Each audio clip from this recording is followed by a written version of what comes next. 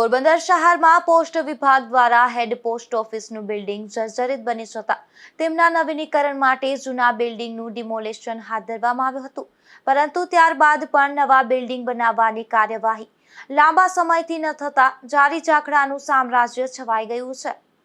પોરબંદર શહેરમાં પોસ્ટ વિભાગ દ્વારા અલગ અલગ વિસ્તારમાં પોસ્ટ ઓફિસ કાર્યરત છે, તેમજ શહેર ઉપરાંત ગ્રામ્ય પંથકમાં પણ પોસ્ટ ઓફિસ આવેલ છે। ત્યારે શહેરમાં આર્ય સમાજ રોડ પર પોસ્ટ ઓફિસ દ્વારા વર્ષોથી હેડ પોસ્ટ ઓફિસ કાર્યરત હતી, ત્યારે આ હેડ પોસ્ટ ઓફિસનું બિલ્ડિંગ અતિ જર્જરિત બનતા ભાડાના બિલ્ડિંગમાં પોસ્ટ ઓફિસ ખસેડી પોસ્ટ વિભાગ દ્વારા તેમનું ડિમોલિશન હાથ ધરી નવું બિલ્ડિંગ બનાવવાની કાર્યવાહી કરવામાં આવી હતી।